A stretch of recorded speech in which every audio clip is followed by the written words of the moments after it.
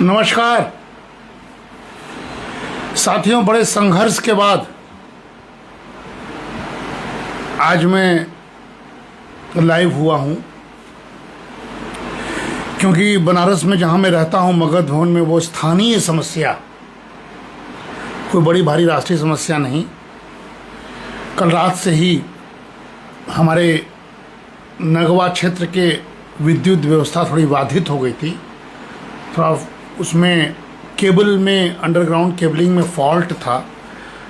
कल रात से बिजली नहीं थी, चार्ज नहीं था फ़ोन, और तमाम समस्याएं थीं। अभी तक थोड़ी देर पहले तक दौड़ भाग कर एक सामूहिकता के भावना के तहत हम लोगों ने ये अभी कोशिश किया है कि लाइट है। मन में था कि आज मुझे लाइव आना है, तो चूंकि जिस व्यक्ति के लिए लाइव आना है उसकी संकल्प शक्ति के आगे मेरी सारी समस्याएं बौनी हो गई और मैं लाइव आने में सफल हो गया। नमस्कार सर, सभी को नमस्कार। जी हाँ, मैं आज इसलिए लाइव आया हूँ साथियों, क्योंकि आज एक ऐतिहासिक दिन है हमारे जनरेशन की दृष्टि से।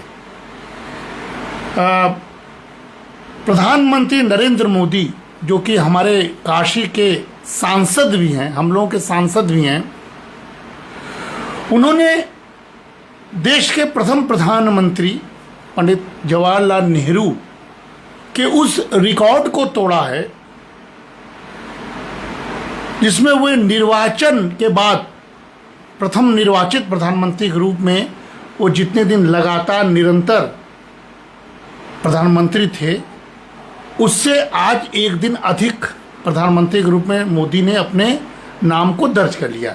यानी निर्वाचित प्रधानमंत्री के रूप में सबसे अधिक तक देश की सेवा करने वाले प्रधानमंत्री के रूप में मोदी जी ने अपना नाम दर्ज कर लिया। चूंकि काशी से हूँ, इसलिए अपने यशस्वी सांसद को, देश के प्रधानमंत्री को बहुत बहुत बधाई, और भारतीय जनता पार्टी के समस्त कार्यकर्ताओं को बधाई, क्योंकि उनके दल, जो सबसे बड़ा दल है, उनके नेता ने यह कीर्तिमान स्थापित किया। हम सब के लिए गौरव का विषय है साथियों। इसलिए भी गौरव का विषय है कि हम लोग स्वतंत्रता के समय, उस समय तो थे नहीं जिस समय पंडित नेहरू थे। इतिहास में पढ़ा, इतिहास के पन्नों में पढ़ा, विषयों में पढ़ा, उनके कृतियों को जाना, लेकिन उनके उस समय के कार्यकाल का अनुभव हम लोगों को नहीं था, क्योंकि प्रधानमंत्री नेहरू का जब मृत्यु हुआ 64 में, उसके 2 साल बाद मेरा जन्म हुआ। तो वो उस वक्त के लोगों के लिए गौरव वाला विषय रहा होगा। लेकिन आज चूंकि हमारा जनरेशन है 60 के उस दशक, मिड दशक के बाद का, जिसमें हमने ऐसे व्यक्ति को निरंतर देश की सेवा करते हुए देखा, ये हमारे लिए गौरव का विषय है साथियों। ये कोई पुतला नहीं है, ये पुस्तक है। ये पुस्तक जिसके एक एक पन्ने में प्रधानमंत्री मोदी के कृतियों को लिखा गया है। अद्भुत है, बिल्कुल भौतिक रूप, एक एक पन्नों पर प्रधानमंत्री मोदी के कृतियों को इसमें उकेरा गया है। ये मेरे पास था, मैंने सोचा कि आज इसका इस्तेमाल करूंगा और प्रधानमंत्री मोदी को अपनी तरफ से शुभकामनाएं और बधाई दूंगा। साथियों, 2-3 बात इसमें मैं पढ़कर असली बात पर आऊंगा।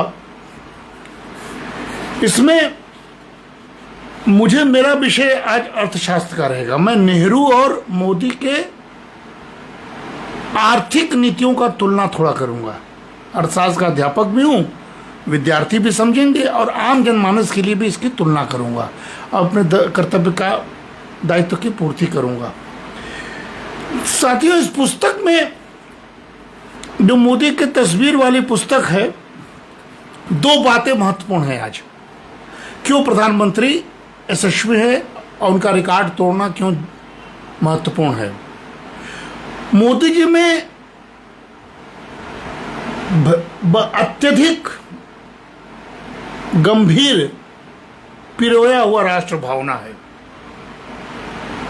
और उन्होंने जब कविता पढ़ी थी, सौगंध मुझे इस माटी की, सौगंध मुझे इस मिट्टी की, मैं देश नहीं मिटने दूंगा, मैं देश नहीं झुकने दूंगा। मेरी धरती मुझसे पूछ रही कब मेरा कर्ज चुकाओगे, मेरा अंबर मुझसे पूछ रहा कब अपना फर्ज निभाओगे। मेरा वचन है भारत माँ को, तेरा शीश नहीं झुकने दूंगा। सौगंध मुझे इस मिट्टी की, मैं देश नहीं मिटने दूंगा। मोदी जी का इस संकल्प हम लोगों ने सुना है और विगत 12 वर्षों से निरंतर इसको हम लोगों ने देखा है। इसके एनालिसिस कर रहा हूं साथियों। नेहरू जी भी इस देश के बहुत बड़े नेता रहे हैं। किसी को कम करने का आज मेरे लाइफ में कोई इरादा नहीं है। पंडित नेहरू के योगदान को कमतर हम नहीं आंक सकते हैं, लेकिन हम आज चूंकि दो प्रधानमंत्री, एक प्रधानमंत्री ने दूसरे प्रधानमंत्री का रिकॉर्ड तोड़ा है, तो उसके आर्थिक नीति पर थोड़ा चर्चा करना चाहता हूं साथियों। आप जानते हैं कि स्वतंत्रता के बाद नेहरू युग और 21वीं सदी के तीसरे दशक का मोदी युग, ये दोनों अध्ययन की दृष्टि से बहुत जरूरी है। दोनों नेताओं ने अपने अपने समय की चुनौतियों के अनुरूप आर्थिक नीतियां विकसित की थीं।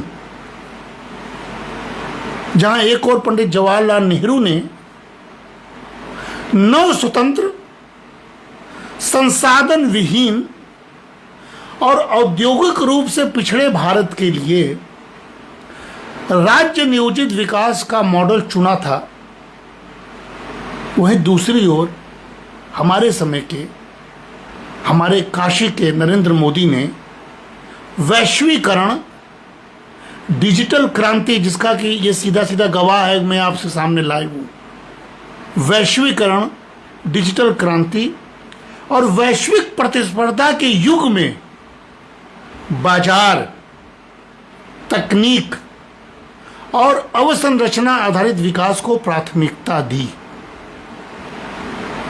आज जो मैं लाइव आया हूं साथियों, ये दलगत नहीं है, ये बिल्कुल एक वैचारिक है, शैक्षणिक है। इसमें आज मैं किसी मॉडल को श्रेष्ठ या किसी को निम्न करना मेरा उद्देश्य नहीं है, बल्कि दोनों की थोड़ी थोड़ी बातों को समझाना है। आप जानते हैं कि दो अलग अलग भारत थे। अगर हम दो एरा की बात करें, नेहरू का युग 1947 से 1964 था और उसमें 1951-52 में चुनाव हुए थे, इसलिए उस हिसाब से आज प्रधानमंत्री मोदी ने उनका रिकॉर्ड तोड़ा। 47 में भारत आजाद हुआ और किससे? अंग्रेजों के चंगुल से छूटा। और उस वक्त आपको याद होगा, हम सब जानते हैं कि 85% आबादी कृषि पर निर्भर थी। बिल्कुल हमारे देश का औद्योगिक आधार नगण्य था, कुछ नहीं था। बंटवारा दूसरी तरफ हो चुका था। साक्षरता दर हमारे यहाँ उस समय 20% से भी कम थी, 20% से भी कम थी। और औपनिवेशिक शासन ने अंग्रेजों के समय से भारत को कच्चे माल के आपूर्तिकर्ता और तैयार माल के बाजार के रूप में विकसित किया गया था उस समय। और साथ ही साथ उस वक्त निजी पूंजी और तकनीकी क्षमता बहुत सीमित थी। उस समय नेहरू ने माना कि यदि राज्य नेतृत्व नहीं करेगा तो कभी भी इंडस्ट्रियलाइजेशन नहीं होगा। अब देखिए, उस समय का एक एरा था, उस समय के लोग जानते होंगे, हम उसको पढ़े हैं, क्लास में इंडियन इकोनॉमिक इश्यूज में पढ़ाते भी हैं। लेकिन आज मोदी का भारत जो है, जो 2014 और वर्तमान अभी तक जो बैठा हूं चल रहा है, सतत चल रहा है, वो 1991 के बाद उदारीकरण से गुजर चुका हुआ भारत है साथियों। इसकी अर्थव्यवस्था विश्व बाजार से जुड़ चुकी है, जहां निजी क्षेत्र बहुत मजबूत है। मोदी के भारत में डिजिटल तकनीक और वैश्विक पूंजी उपलब्ध थी मोदी के भारत में 2014 से। और सबसे बड़ी बात, युवा आबादी, यंग जनरेशन और सेवा क्षेत्र अर्थव्यवस्था के प्रमुख चालक के रूप में हम इस मोदी युग को देख रहे हैं। इसीलिए प्रधानमंत्री मोदी ने आज के युग में प्राथमिकताएं किसको दी? औद्योगिक आधार निर्माण को नहीं दिया, बल्कि आर्थिक विस्तार, इकोनॉमिक एक्सपेंशन, दक्षता, स्किल डेवलपमेंट और वैश्विक प्रतिस्पर्धा, ग्लोबल कॉम्पिटिटिवनेस, उसको ज्यादा महत्व दिया था। दोस्तों, नेहरूवादी जो अर्थनीति थी उसका सूत्र क्या था? क्योंकि तुलना कर रहे हैं हम, उसका सूत्र था भारी उद्योग प्लस सार्वजनिक क्षेत्र यानी पब्लिक सेक्टर प्लस नियोजन, प्लानिंग कमीशन बना था, प्लस उस समय भी आत्मनिर्भरता, सेल्फ रिलायंट। इस पूरे के पूरे चीजों को मिला के नेहरू का मॉडल बना था, जिसमें प्रमुख विशेषताएं थी उस समय मिश्रित अर्थव्यवस्था, मिक्स्ड इकोनॉमी। क्योंकि नेहरू ने न समाजवाद अपनाया पूर्ण रूप से और न ही कभी मुक्त बाजार के पक्ष में गए, उन्होंने मिश्रित मॉडल अपनाया। इसलिए पंचवर्षीय योजनाओं का दौर था। और उस समय महालनोबिस, हम लोग नेहरू महालनोबिस मॉडल पढ़ाते हैं बच्चों को इंडियन इकोनॉमिक इश्यूज में। महालनोबिस के मॉडल को नेहरू ने अपनाया, जिसमें भारी उद्योगों का विकास हुआ, पूंजी का निर्माण हुआ और रोजगार का सृजन हुआ। और उस समय सार्वजनिक क्षेत्र का विस्तार वास्तव में हुआ था बिग पुश के जरिए, जिसमें स्टील, कोयला, ऊर्जा, मशीन निर्माण, इन जैसे क्षेत्रों में विशाल सार्वजनिक उपकरण स्थापित किए गए थे। आपको याद होगा, steel authority of India limited की आधारभूत परियोजनाएं उस समय बनी थी। भिलाई, दुर्गापुर, राउरकेला का इस्पात संयंत्र उसी समय बना था नेहरू महालनोबिस मॉडल के तहत। और भारी विद्युत और मशीन का निर्माण इकाइयां बनी। हालांकि उस वक्त नेहरू और गांधी में मतभेद था। गांधी की तो हत्या हो चुकी थी, लेकिन Gandhi small scale cottage industries के पक्षधर थे। नेहरू तुरंत भारत को बड़े उद्योग के जरिए आगे बढ़ाना चाहते थे। हालांकि ये डिबेटेबल विषय है कि उस समय ये जरूरी था कि आज ये जरूरी है। ये डिबेटेबल विषय हम लोग बच्चों को पढ़ाते हैं कि उस समय नेहरू को आधारभूत कृषि को मजबूत करके स्मॉल स्केल के जरिए आगे बढ़ते तो आज भारत की तस्वीर कुछ और होता। ये डिबेट की बात है, ये हम लोग डिस्कस करते हैं। दूसरे, नेहरू के समय जो इकोनॉमिक इश्यूज की बात हम लोग करते हैं तो उस समय बहुत अधिक वैज्ञानिक संस्थानों की स्थापना तो हुई थी, जिसमें आपको याद होगा, हम लोग पढ़ते हैं Indian institute of technology, IITs की जो बात थी, एटॉमिक एनर्जी कमीशन जो बना, सारी नेशनल लेबोरेटरीज, राष्ट्रीय प्रयोगशालाएं बनी और बहुत सारे वैज्ञानिक अनुसंधान संस्थान बने। और नेहरू उन सभी को कहते थे उस समय, जो हम लोगों ने इतिहास में पढ़ा है, आधुनिक भारत के मंदिर के रूप में उसे कहते थे। इसीलिए पहली बार उस समय के लोग जब सोचते होंगे, उस समय के लोगों की उपलब्धि थी कि भारत में पहली बार इस्पात, भारी मशीनरी, ऊर्जा और रक्षा उत्पादन शुरू हुआ और उसमें आत्मनिर्भरता उसने विकसित की। लेकिन नेहरू के समय एक आलोचना भी हुआ था, जो आज के मोदी के समय से हम लोग जोड़ेंगे। उस समय लाइसेंस परमिट राज हो गया था, सरकारी नियंत्रण में पूरा का पूरा सिस्टम हो गया था, जिससे उद्यमिता बाधित हुई थी, एंटरप्रेन्योरशिप डिस्टर्ब हुआ, भ्रष्टाचार बहुत बड़ा था उस समय केवल इसी वजह से, और निवेश का जो गति थी वो बहुत धीमा हुआ था। ये नेहरू मॉडल की सीमाएं थीं।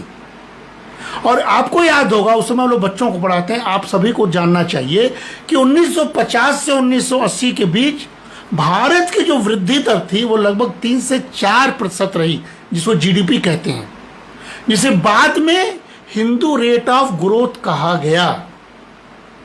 ये एक तरह से व्यंग था निर्यात प्रतिस्पर्धा का अभाव था, कृषि और उपभोक्ता क्षेत्र की उपेक्षा की गई। तो ये नेहरू के समय कुछ अच्छाइयां थी तो कुछ उसकी सीमा थी।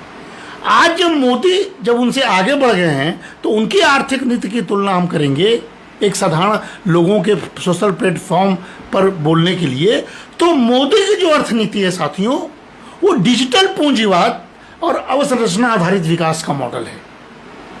और अगर सूत्र में देखा जाए तो डिजिटलाइजेशन मोदी की देन है। डिजिटलाइजेशन के साथ इंफ्रास्ट्रक्चर के साथ निजी निवेश, प्राइवेट इन्वेस्टमेंट, उसके साथ लक्षित कल्याण, फोकस्ड वेलफेयर, ये चारों मिला के इसको हम लोग आज मोदी मॉडल कहते हैं।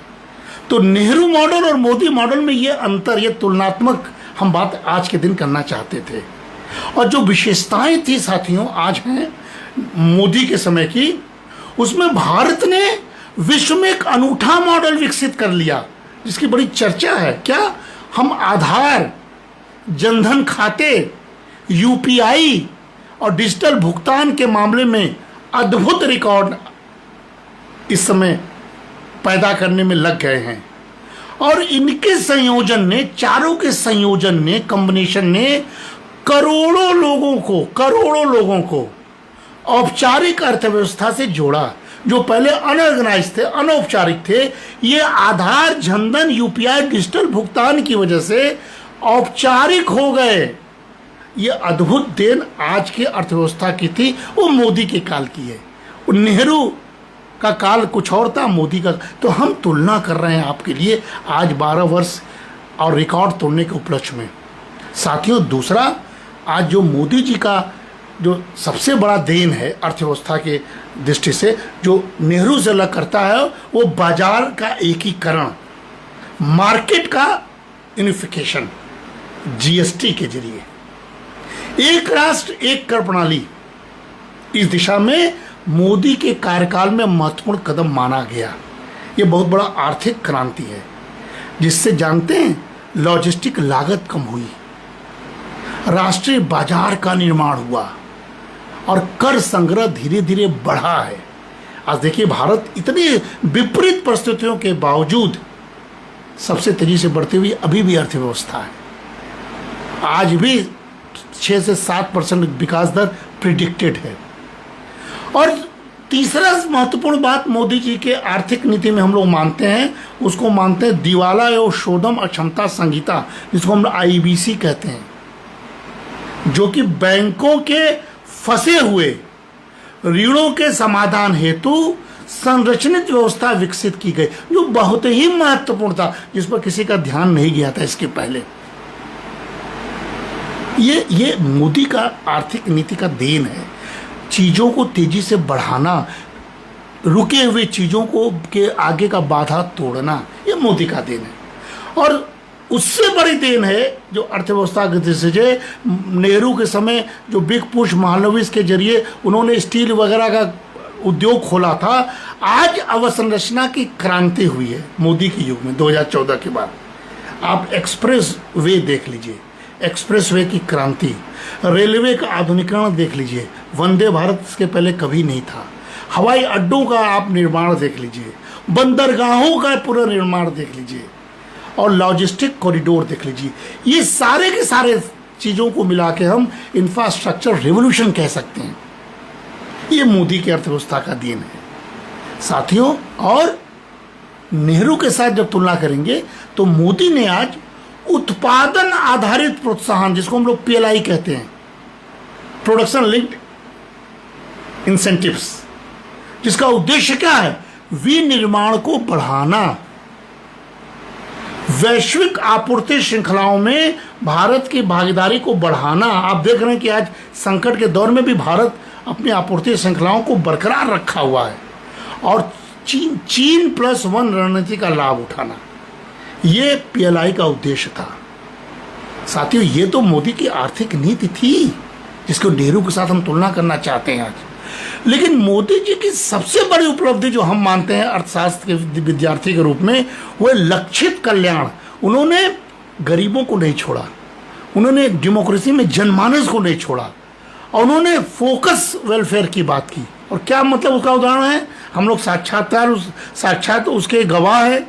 प्रत्यक्ष लाभ अंतरण, जिसको डीबीटी, डायरेक्ट बेनिफिट ट्रांसफर के जरिए गैस की सब्सिडी, किसानों की सहायता, जो एक क्लिक में 2,000 6,000 देते हैं, और सामाजिक सुरक्षा की योजनाएं, ये सीधे सीधे लाभार्थियों तक पहुंचा, जिससे भ्रष्टाचार कम हो गया, खत्म हो गया, जिसका पैसा उसके हाथ पहुंच गया।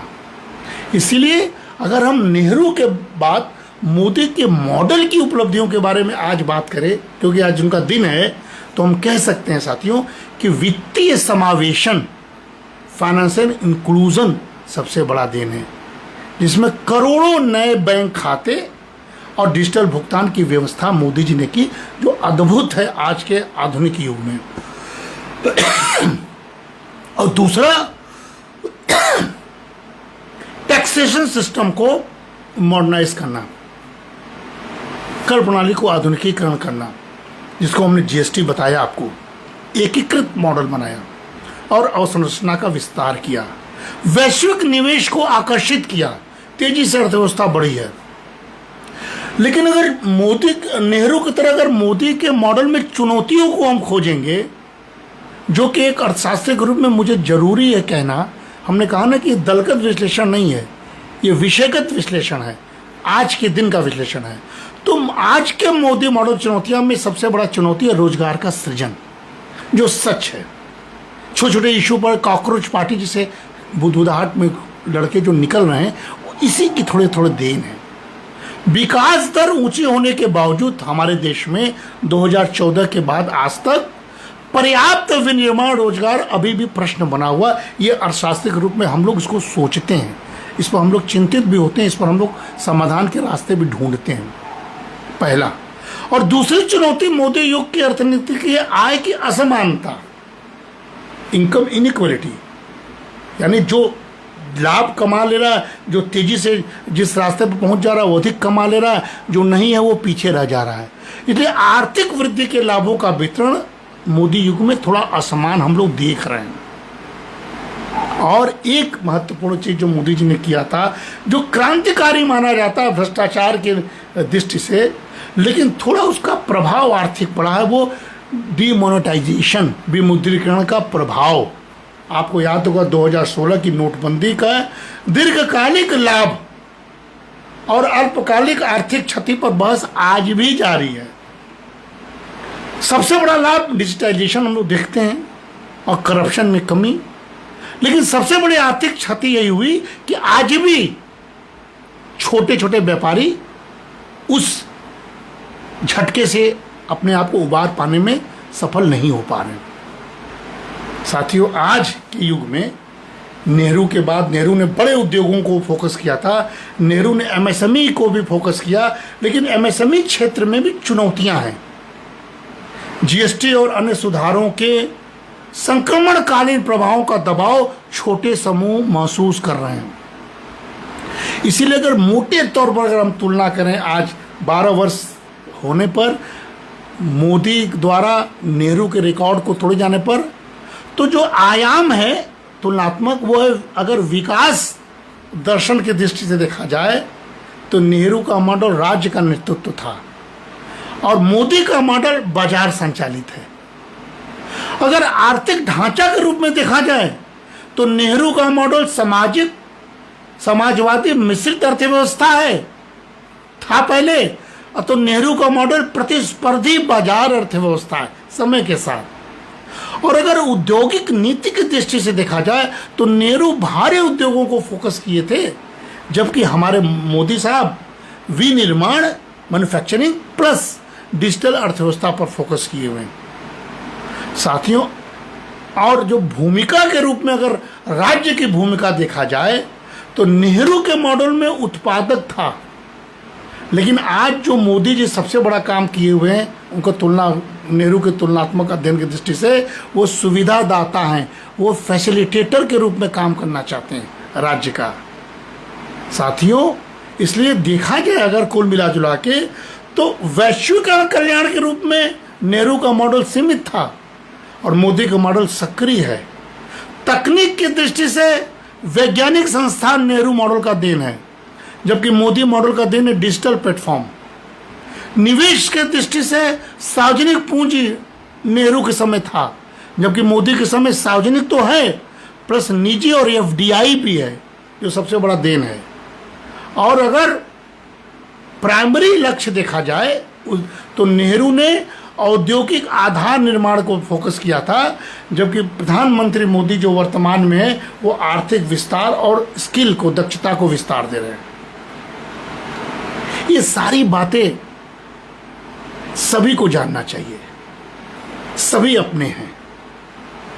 नेहरू ने राष्ट्र निर्माण की अर्थव्यवस्था बनाई थी, तो मोदी उस अर्थव्यवस्था को वैश्विक प्रतिस्पर्धा और डिजिटल युग में पुनर्स्थापित, पुनर्संगठित कर रहे हैं। साथियों, दोनों अपने अपने जगह के नेता रहे हैं। कौन कितना बड़ा है, कौन कितना छोटा, ये हमारा और आपका तुलना करने का उद्देश्य नहीं होना चाहिए। हमें तो देखना है कि हम आज जिस युग में हैं, हमने निरंतर एक सतत ऐसे प्रधानमंत्री को देखा जो निरंतर देश की सेवा में लगा है। उस समय भी लोग नेहरू को देख रहे होंगे, परिस्थितियां में अंतर हो सकता है, लेकिन दोनों की कर्मठता में शंका न करते हुए आज के युग के मोदी को आप कैसे मूल्यांकित करें, कैसे इतिहास में मोदी को लिखा जाएगा, इस पर हमको सोचना चाहिए। साथियों, नेहरू ने भारत को उत्पादन की क्षमता दी, क्योंकि वो मालवीय के बिग पुश थ्योरी के रास्ते पर चलते थे। तो मोदी जी जो हमारे हैं, हमारे काशी के सांसद, वो भारत को प्रतिस्पर्धा की क्षमता देने का प्रयास कर रहे हैं। वो पूरी दुनिया के साथ जुड़ जाना चाहते हैं, अपने आप में बड़ी चीज़ है। इसीलिए अगर देखा जाए तो भारतीय आर्थिक विकास की वास्तविक शक्ति अगर हम तुलना करें तो दोनों दृष्टियों, संस्थागत राष्ट्र निर्माण और नवाचार आधारित आर्थिक विस्तार, ये दोनों का संतुलित समन्वय है। इसलिए साथियों, अगर हम विकास दर और बेरोजगारी और गर्मी निर्मूलन की चर्चा करें तो भी हमने बता दिया कि दोनों का मानक अलग अलग था। नेहरू के समय तो विकास दर 3.5 से 4% रहा, जिसको हम हिंदू ग्रोथ रेट कहें, और मोदी के समय निरंतर 6, 7, 8 तक टच करते हुए दिखाई पड़ा। तो विकास दर के मामले में मोदी का युग नेहरू युग से बड़ा है। इसको आप देख सकते हैं। कोविड काल को छोड़ दिया जाए, क्योंकि कोविड काल और वर्तमान हार्मुज संकट वार की वजह से ये मोदी हमेशा संकट काल में देश को कैसे आगे निकालते हैं, इस पर भी चर्चा करना चाहिए। कोविड काल को छोड़ के अधिकांश वर्षों में मोदी काल में वृद्धि दर 6 से 8% के बीच रही। ये बहुत बड़ी बात है। यह तुलना के रूप में देखा जाए तो विकास दर के मामले में मोदी जी का काल स्टैटिस्टिकल रूप में, सांख्यिकीय रूप में नेहरू जी के काल से बहुत आगे दिखाई देता है। ये सिद्ध होता है डाटा से। लेकिन इस डाटा के अगर हम बात कर रहे हैं तो यहाँ ये भी बोल दें कि मोदी जी को एक विकसित औद्योगिक आधार मिला था और नेहरू के समय वो शून्य था। तो दोनों के आधार को भी देखना होगा। बेरोजगारी को अगर देखा जाए तो भारी उद्योगों पर आधारित नेहरू जी ने जो मॉडल चुना था वो श्रम प्रधान, पूंजी श्रम प्रधान थे। और भारी उद्योग पूंजी प्रधान थे, श्रम प्रधान नहीं थे। यानी वहाँ पर श्रम को बहुत ज़्यादा महत्व नहीं मिला। इसलिए ग्रामीण बेरोजगारी और अल्प बेरोजगारी नेहरू के समय लगातार बनी रही। लेकिन मोदी जी जो वर्तमान समय में जो काम कर रहे हैं वो स्टार्टअप, डिजिटल प्लेटफॉर्म, इंफ्रास्ट्रक्चर और मैन्युफैक्चरिंग विनिर्माण पर बल दे रहे हैं, और ये चारों में रोजगार सृजन की बात दिखाई पड़ रही है। ये सकारात्मक पक्ष है, स्वरोजगार और उद्यमिता को बढ़ाने वाला पक्ष है। स्टार्टअप इकोसिस्टम का विस्तार हुआ है मोदी जी के समय, और निर्माण और सेवाओं के अवसर बढ़े। ये सारे रोजगार के सृजन हुए। लेकिन थोड़े बहुत समस्या है। जॉबलेस ग्रोथ की बार हम बार बार अभी भी दोहराते हैं। लेकिन नेहरू और मोदी के मॉडल की बात करें तो दोनों मॉडलों की कमजोरी देखा जाए तो हम रोजगार को ही ले सकते हैं, क्योंकि इकोनॉमिक्स के स्टूडेंट के रूप में रोजगार हमारे लिए सदा चुनौती, डेवलपमेंट की चुनौती बनी हुई है। हाँ, गरीबी उन्मूलन की दृष्टि में अगर दोनों में देखा जाए तो नेहरू का जो विश्वास था कि औद्योगिकरण और राज्य नियोजित विकास से अंततः गरीबी कम होगा, और उसके लिए उन्होंने भूमि सुधार, सामुदायिक विकास कार्यक्रम, सार्वजनिक निवेश की बात की थी। हमेशा नेहरू काल में, इंदिरा काल होते होते तक भी गरीबी रेखा के नीचे नेहरू काल में गरीबी बनी रही इंदिरा काल तक, और संसाधनों की कमी धीमी वृद्धि कारक बनी। लेकिन मोदी जी का काल देखा जाए तो मोदी ने डीबीटी के जरिए, प्रत्यक्ष लाभ अंतरण के जरिए लक्षित कल्याण योजनाओं को अपनाया। और जानते हैं सबसे बड़ी उपलब्धि, जनधन खाते, उज्ज्वला योजना, पीएम आवास योजना, आयुष्मान भारत, पीएम किसान, मुफ्त राशन कार्यक्रम, इस सारे का परिणाम वित्तीय समावेशन में बड़ी सफलता मिली। फाइनेंशियल इंक्लूजन, करोड़ों लोगों को सीधे लाभ पहुंचा, और बहुआयामी गरीबी, मल्टी डायमेंशनल पॉवर्टी, उसमें उल्लेखनीय गिरावट दर्ज हुई। 25-30 करोड़ लोग गरीबी रेखा से ऊपर उठे। पॉवर्टी में केवल भोजन नहीं, भोजन के साथ संसाधन, गरीबों के पास आवास, गरीबों के पास गैस, गरीबों के पास नल, ये सारी योजना मल्टी डायमेंशनल पॉवर्टी में मोदी जी काल में गरीबी कम हुई नेहरू जी के मुकाबले। इसलिए गरीबी उन्मूलन के क्षेत्र में मोदी का काल, उसका प्रभाव अधिक प्रत्यक्ष और मापनीय दिखाई देता है, जबकि नेहरू जी के समय हम उसको उसके मुकाबले कम मापनीय देखें। तो ये सारे रूप में अगर देखा जाए तो आज 12 वर्ष बीत गए, मोदी जी नेहरू जी को पार कर गए।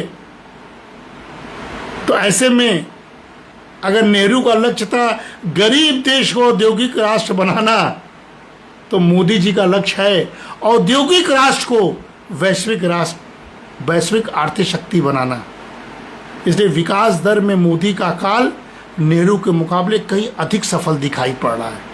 गरीबी उन्मूलन में मोदी काल के प्रत्यक्ष योजनाओं का प्रभाव अधिक स्पष्ट दिखाई पड़ा।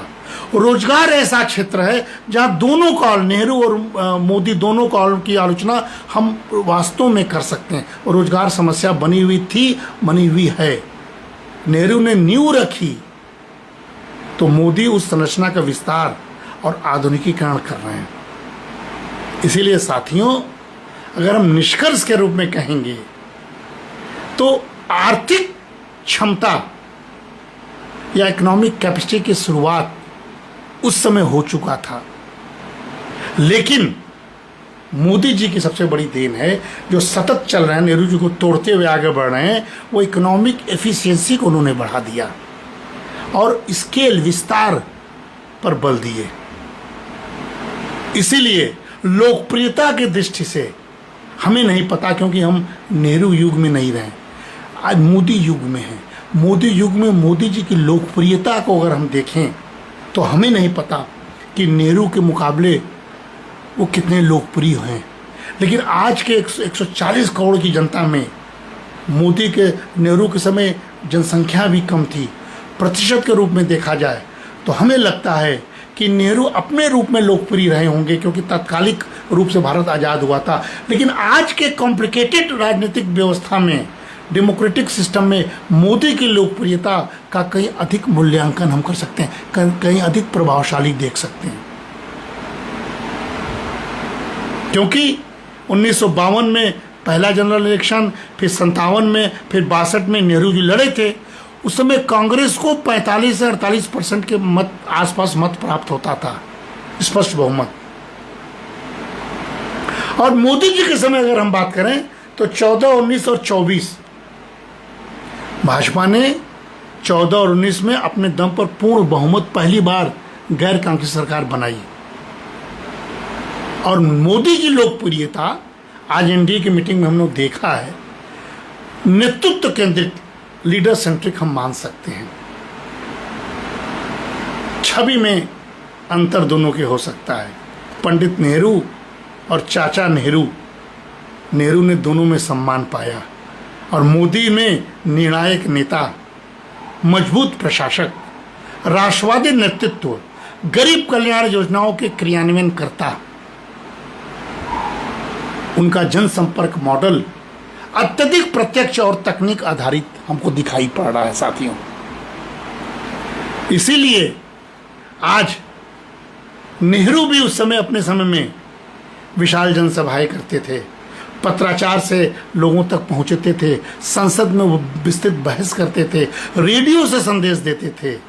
लेकिन मोदी सोशल मीडिया पर भी हैं, डिजिटल अभियान से साथ जुड़े हुए हैं, रेडियो कार्यक्रम मन की बात उनकी सर्वश्रेष्ठ दुनिया में है, और प्रत्यक्ष लाभार्थियों के संपर्क में रहते हैं। इसलिए मोदी ने तकनीक आधारित राजनीतिक संचार को नई ऊंचाइयां दी। आज ये सब बातें इसलिए जरूरी है कि दो एरा की तुलना हो रही है, इतिहास को खंगाला जा रहा है, रोचकता की बात की जा रही है। ये तो सच ही है कि आज के युग में सतत एक ही दल का एक ही नेता निरंतर 3 बार से प्रधानमंत्री बने रहना, नेहरू का रिकॉर्ड तोड़ना अपने आप में इतिहास है। इसको भूलना नहीं चाहिए।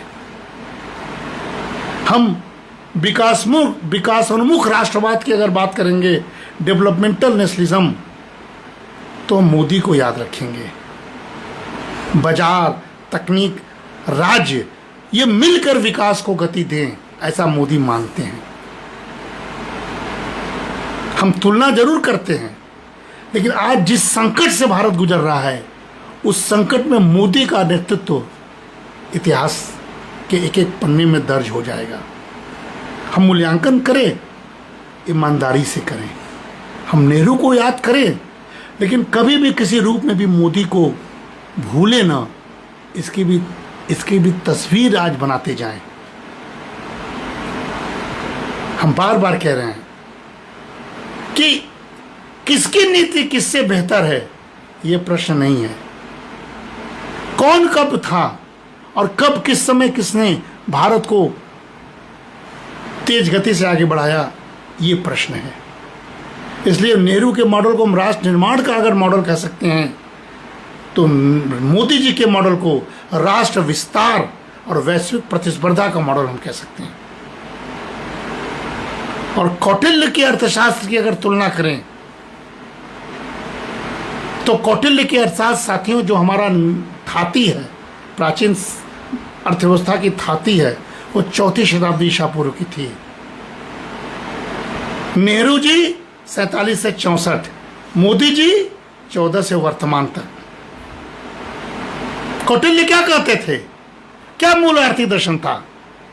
प्रजा सुखे सुखम राज्यम, प्रजा नाम च हिते हितम। राजा का सुख प्रजा के सुख में निहित है। लेकिन कौटिल्य केवल नैतिक आदर्शवादी नहीं थे, उनका दृष्टिकोण अत्यंत व्यवहारिक था। समृद्धि, उससे राजस्व, उससे शक्ति, उससे सुरक्षा, उससे स्थिरता, ये राज्य की भूमिका है। राज्य अत्यंत शक्तिशाली हो, लेकिन व्यापार का शत्रु नहीं होना चाहिए। और राजा को चाहिए कि व्यापार को बढ़ावा दे, सिंचाई और सड़कें बनवाएं, कर संग्रह करें, बाजार को नियंत्रित करें, भ्रष्टाचार पर कठोर नियंत्रण रखें। राज्य स्वयं भी कुछ रणनीतिक क्षेत्रों में व्यवसाय कर सकता है। ये कौटिल्य का मॉडल है। अगर इसको जोड़िएगा तो इसमें मोदी जी सर्वश्रेष्ठ रूप में फिट होते हैं। नेहरू जी पाश्चात्य देशों के प्रभाव में थे, मोदी जी राष्ट्रवाद के प्रभाव में, प्राचीन भारत की संस्कृति को अपने में उकेरे हुए हैं, कौटिल्य के अर्थशास्त्र को पिरे हुए हैं। इसलिए उसकी छवि आपको दिखाई पड़ जाएगा। अगर दोनों की तुलना करेंगे तो नेहरू और मोदी में कोई तुलना नहीं है। मोदी निर्बाध रूप से कौटिल्य के अर्थशास्त्र के प्रेरता के रूप में आज काम कर रहे हैं। आप देखिए, सड़क बन रहे हैं, डिजिटल प्लेटफॉर्म बन रहे हैं। इसलिए कौटिल्य के अधिक निर्देशानुसार मोदी एफडीआई को प्रोत्साहन दे रहे हैं, वैश्विक आपूर्ति श्रृंखलाओं को बढ़ा रहे हैं, निर्यात बढ़ाने के लिए प्रयासरत हैं और मुक्त व्यापार समझौते, देखिए अभी कुछ दिन बाद फिर जा रहे हैं विदेश। इसलिए तुलना अगर करेंगे इस रूप में तो मोदी की नीति कौटिल्य से अधिक मेल खाती है। कौटिल्य आर्थिक राष्ट्रवाद के समर्थक थे, आर्थिक अलगाववाद के नहीं। यही मोदी जी कर रहे हैं।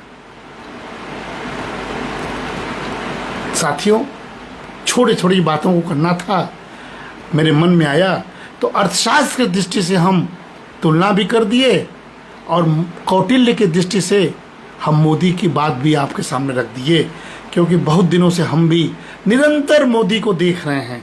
मोदी से हमको मिलने का 2 बार मौका भी मिला है, बातचीत का मौका मिला है, मोदी की नीतियों को समझने का मौका मिला है।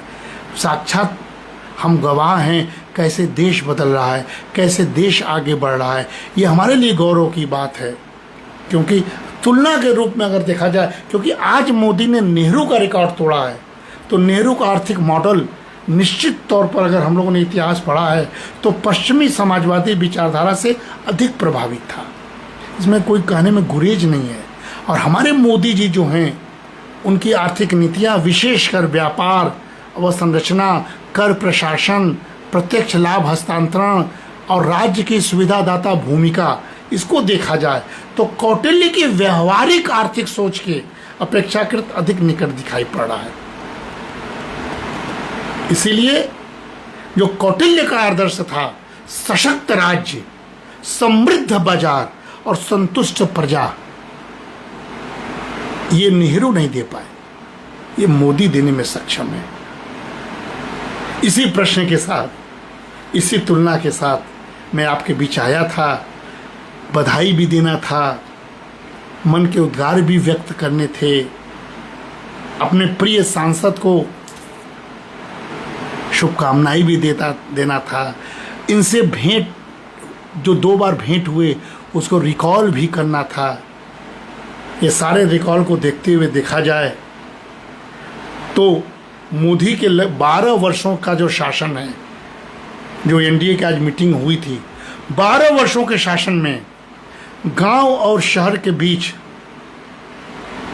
जो सुविधाओं की दूरी थी, बिजली, सड़क, बैंकिंग, डिजिटल सेवाएं, सरकारी योजनाएं निश्चित रूप से बहुत कम हुई। ये हम लोग महसूस करते हैं। और यही कलाम साहब पूर्व राष्ट्रपति कहते थे, पूरा model providing urban amenities in rural areas. Modi, Atal ji ने शुरू किया, मोदी जी ने उसको निरंतर तेजी से आगे बढ़ाने का काम किया। हाँ, ये बात जरूर है, हम मोदी जी को करबद्ध निवेदन करेंगे। अर्थशास्त्री हैं, शिक्षा जगत से जुड़े हैं, शिक्षा पर ध्यान देना जरूरी है। आय, रोजगार, शिक्षा की गुणवत्ता और स्वास्थ्य सुविधाओं की जो दूरी है अभी भी पूरी तरह समाप्त नहीं हुई है। 2014 से पहले का जो अंतर था, गांव राज्य से दूर था, और वर्तमान में 2026 की स्थिति है, गांव राज्य और तकनीक से काफी हद तक जुड़ गया है, लेकिन आर्थिक अवसरों में शहर अभी भी आगे हैं। ये दोनों बात को ध्यान में रखते हुए हमें अभी और काम करना होगा। और अर्थशास्त्र के मूल सिद्धांतों और व्यवहारिकता के बीच हमें मोदी जी की आर्थिक नीति की तुलना करनी होगी। इन्हीं शब्दों के साथ आप जुड़े, आप सभी को नमस्कार। और सचमुच हम भाग्यवान हैं कि सतत नेतृत्व करने वाला एक नेता इस डेमोक्रेसी के दौर में, जहां डेमोक्रेसी भीड़ का तंत्र है, जहां डेमोक्रेसी वोट एक तरह से भेड़ चाल के रूप में हम देखते हैं, जहां चुनौती है, हर वोट की कीमत एक है, उसमें गुणवत्ता की कमी है। कोई पढ़ा लिखा हो, कोई आदर वाला हो, उसे कोई वोट से मतलब नहीं है। इसलिए पूरे के पूरे देश की जनता कैसे शिक्षित हो, सुसंस्कृत हो, एक समान सोचने वाली हो, व्यवहारग्रत हो, तब जाके जब नेताओं का हम तुलना करेंगे तो वास्तविक तुलना होगा। अभी तो हमारा लक्ष्य है कि मोदी जी और आगे बढ़ें, सतत चलें, चरैवती चरैवती, और इस देश को महाशक्ति बना डालें। हर कठिन चुनौतियों में इस देश को निकालने का प्रयास प्रधानमंत्री ने किया, चाहे वो कोविड काल हो, चाहे वो वॉर का काल हो। हम लोग साक्षात गवाह हैं। भारत क्राइसिस में नहीं आया, दुनिया के सारे देश क्राइसिस में आ गए। अभी मैं भी कहता हूँ अर्थव्यवस्था थोड़ी धीमी हुई है, लेकिन अभी भी कंट्रोल में है। ये बहुत बड़ा देन है नेतृत्व का, जिसकी हमको सराहना करनी चाहिए। जो कमियां हैं उस कमियों को उलाहना के रूप में हम दे सकते हैं, लेकिन वो उलाहना सार्थक कैसे हो, कैसे हम डायलॉग कर सकें, कैसे हमारी बात सत्ता तक पहुंच सके, इसका एक सार्थक प्रयास सबको करना है।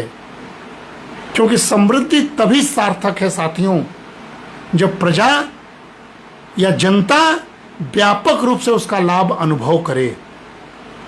और यही रोजगार, कृषि आय और क्षेत्रीय असमानताओं जैसे प्रश्न महत्वपूर्ण हो जाते हैं। इसीलिए हमें व्यवहारिक विकासवाद की बात करनी चाहिए, प्रैग्मेटिक डेवलपमेंटलिज्म की बात करनी चाहिए। और कौटिल्य के शब्दों में कहें चलते चलते तो मोदी जी का मॉडल का उद्देश्य समृद्ध बाजार, सक्षम राज्य और लाभान्वित प्रजा है। ये आगे बढ़ती रहे। इस शुभकामनाओं के साथ सभी को नमस्कार, धन्यवाद।